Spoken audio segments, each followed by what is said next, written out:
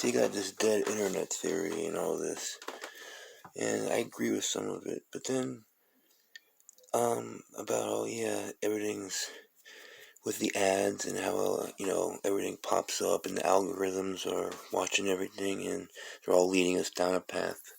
But it's not like you don't have to watch the ads. You can go in your own head, go on, let's say Google, but any search engine, whatever, and totally go in the midst of your own brain and type in whatever you want. And you find somebody on YouTube, and I talk, and I send a comment, okay?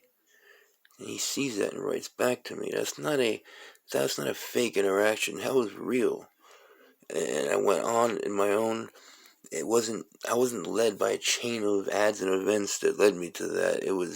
I was detached in my own world, doing my own thing. Then I watch Eric Snowden on YouTube about everything in our phone, and I mean, it's not all leading me to, go to big tech and think big tech is gone. Everything's evil and everything's good at the same time. You know what I'm saying? It's all how you look at it.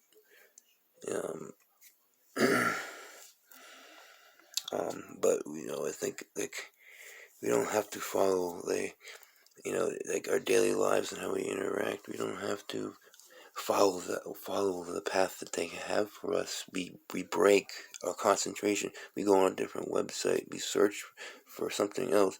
Yes, they all document these things, but they're not influencing them as much as you would think.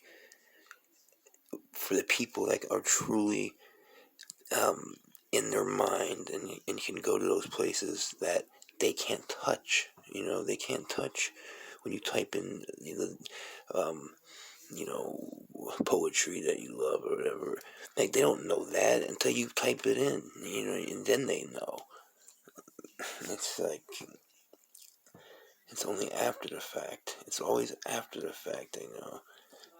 And it seems it all leads to the one thing, but at the same time, you can always detach and go off on your own tangent online and go different areas and listen to whatever you want and break free from whatever the dead internet theory says that everything's just so fake anymore. Yeah, there's bots, yeah, there's fake artificial intelligence online, but you don't have to listen to those things. You can go off, do your own thing. Listen to a funny pop. There's so many things to do as a human being that doesn't, that the big tech that, yeah, they're watching you from cameras, but they can't, you're not interesting enough for them to watch you every second of your life unless you hit a marker and that sends a flag to them to watch you. They can't waste all their resources and watch everybody. You only got to zone on the targets and the threats. And that's just how it is. Accept it. We're different. Everybody's different. Do not fall victim to groupthink when you watch these things and all these conspiracies. Have your mind of your own. Think for yourself. And lead that life of that's your non-fungible token of existence that's important to you. You are you, and you can't sell yourself to anybody. It's valueless. It's priceless. You are priceless. And your value you can apply to this world is priceless. You can do so much. Look at Elon Musk and what one man can do, what one person can inspire to the whole world. It's absolutely full of hope. It doesn't have to be bad. It's gonna be bad. But you gotta have the bad with the good. You gotta. It don't exist.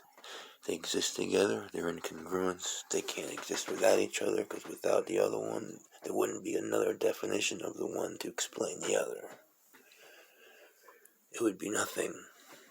There has to be opposites to relate.